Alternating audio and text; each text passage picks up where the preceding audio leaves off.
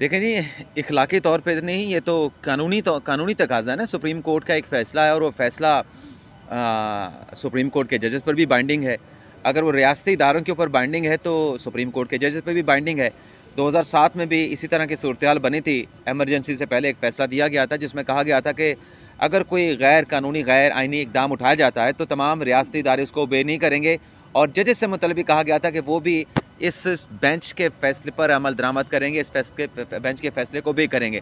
तो अब 2 रुकनी बेंच का फ़ैसला कह लें काज़ी फ़ैसल साहब का, या 3 रुकनी बेंच का फ़ैसला कह लें, फ़ैसला तो मौजूद है। तो कानूनी तौर पे बेंच जो है पाबंद है कि जस्टिस काज़ी फ़ैसल के फ़ैसले के ऊपर जो है वो कंप्लाई विद किया जाए, उसको ओबे किया जाए। अब आपने देखा कि कल जब बेंच आया है तो अमीनुद्दीन खान साहब ने सबसे पहले रिक्यूज़ किया और उसके बाद जो जमाल खान मंदोखेल साहब थे वो भी बात करना चाह रहे थे। लेकिन इससे पहले कि वो कोई बात करते, बाकी जज साहबान अपनी नशिस्तों से उठ चुके थे तो वो जाने लगे, तो मंदोखेल साहब भी उनके साथ चले गए।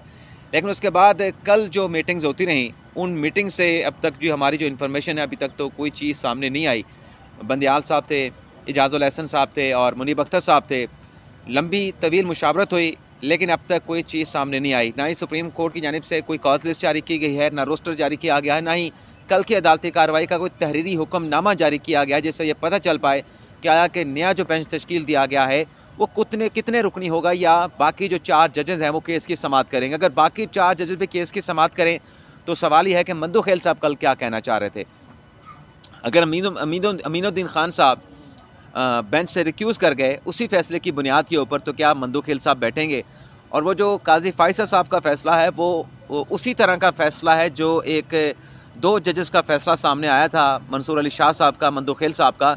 उससे मिलता-जुलता फ़ैसला है कि आपने आर्टिकल 184(3) की कार्रवाई को आगे बढ़ाना है, आपने बेंचेस की कंपोजिशन किस तरीके से करनी है, सो मोटो कैसे लिया जाएगा, कोई कमेटी होगी, कमेटी नहीं होगी। तो उसमें भी तमाम वही सवालात उठाए गए जो जस्टिस काज़ी फ़ैसल के फ़ैसले में उठाए गए हैं।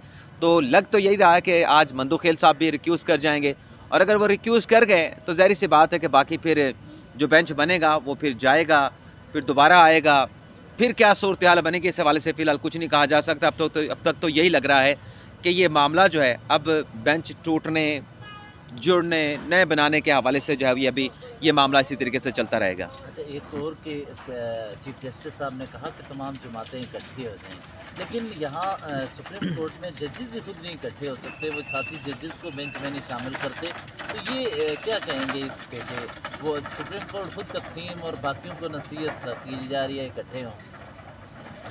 ये तो बात अब ज़बान ज़द आम हो रही है कि जब आप सियासी जमातों को कह रहे हैं कि आप एक साथ बैठें, जो पॉलिटिकल टेम्परेचर है उसको नीचे लेके आएँ, आपस में एक दूसरे के साथ दस्तों गिरबान ना हो, तो जब ये बार-बार बात अदालत से सामने आती है तो उस पे सवाल ये भी उठता है कि जो हमें ये कह रहे हैं, उनके अपने घर के अंदर क्या सूरत-ए-हाल है? क्या उन्होंने अपने हाउस को इन ऑर्डर कर रखा है? क्या उनके अपने घर के अंदर एक इत्तेहाद, एक यूनिटी देखने को मिल रही है?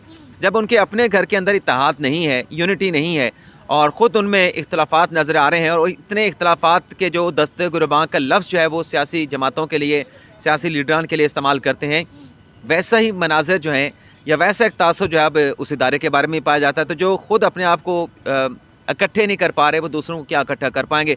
और उससे हट के भी जो अदालतों का ये कहना है, ये अदालतों का काम नहीं, अदालतों का काम है आइन और कानून के मुताबिक फ़ैसले करना, पंचायत कराना, किसी को साथ में बिठाना, और फिर पंचायती फ़ैसले ये सुप्रीम कोर्ट का या किसी इदारे का काम नहीं, ये पार्लिमान का काम है। आप पार्लिमान के अंदर जाएँ, उन सियासी जमातों को कहें कि आपने पार्लिमान को छोड़ रखा है, आप अपने जितने भी इश्यूज़ हैं उसे पार्लिमान में बैठ के सॉर्ट आउट करें, वहाँ पे मुज़ाकरात करें।